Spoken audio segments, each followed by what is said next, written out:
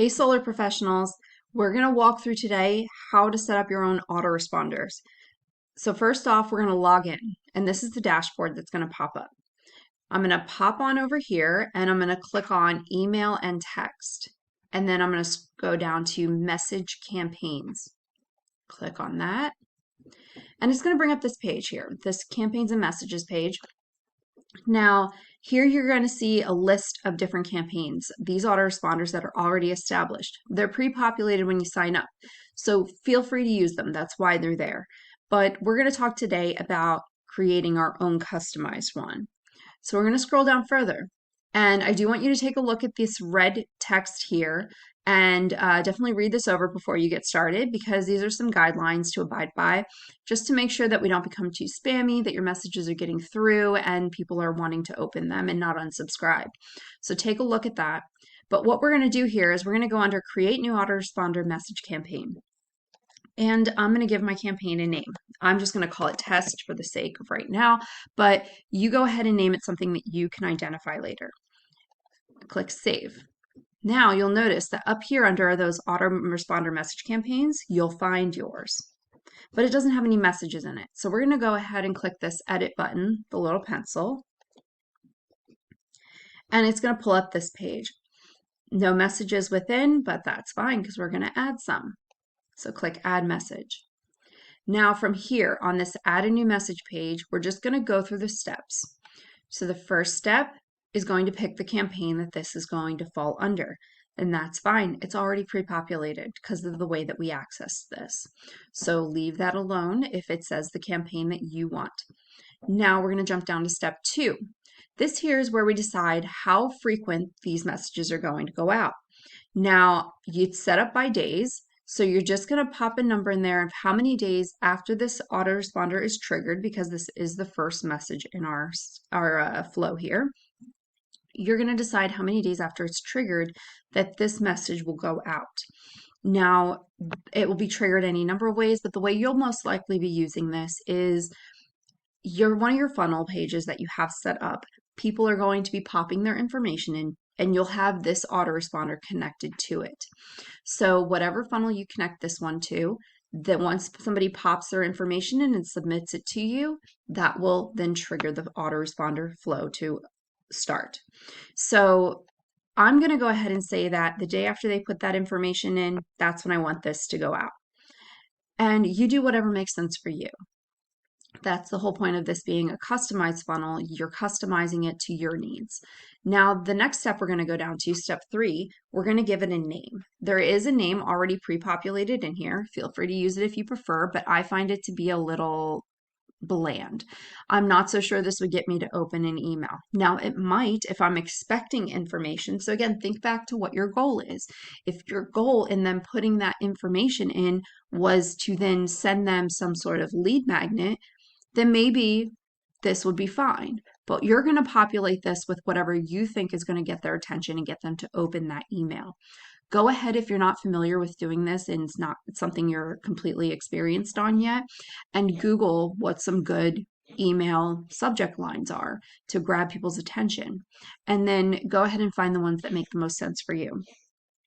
I also will note when you use first name in these double brackets, like it says over here and is used here, that's going to then populate that with the name of the person that submitted that information, right? Whatever name they submitted, that's going to populate it with the first name there.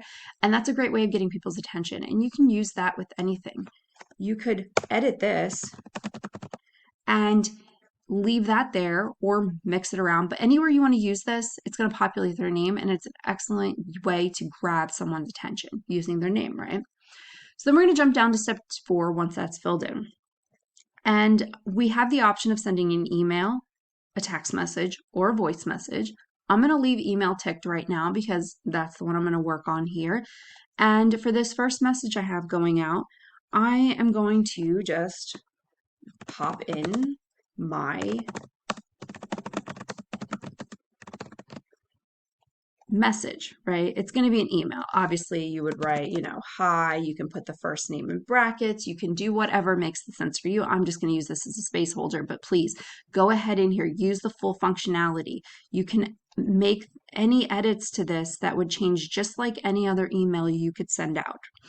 So use it to create an email that you feel will be pleasing to the eye, get your message across, and just seem professional. So then once I'm done that, I'm going to click save. And you're going to see here how there's an email under my campaign messages. So once I've done that, I'm going to go ahead and click add message again.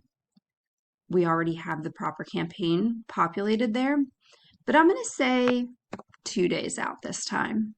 So 2 days out from it being triggered, I'm going to send out another message, put in step 3 your subject line, and I'm going to do a text message this time. So I'm going to unclick send email and I'm going to click send text or SMS. And then I'm going to pop a message in there. And it can say absolutely anything, but please be concise with your words with this one because it is a text message. You do have your count here. So as you're going, you'll be able to make sure that you are staying within your text, your message count, your character count. My apologies. And so that way you can make sure that your message is going to send properly, it's going to get through, and it's not going to be too wordy. So get to the point, but feel free to use the same customizations as far as the bracket of the first name goes and that kind of thing. But go ahead and create your text message here of what it is you want to send. Click save, and now you'll see it here. So on day 1, they'll receive this email. On day 2, they'll receive this text, and so on and so forth. And you can keep building this out however long that you feel it makes sense. And people will receive these messages triggering from whatever you set it up to trigger, going out to however many messages you set up. And go ahead and be strategic with these as well. If you're doing a follow-up, don't just be like, hey, following up, hey, following up, hey, following up. That's going to get old after a while. So find creative ways of grabbing their attention and following up, but also continuing the conversation.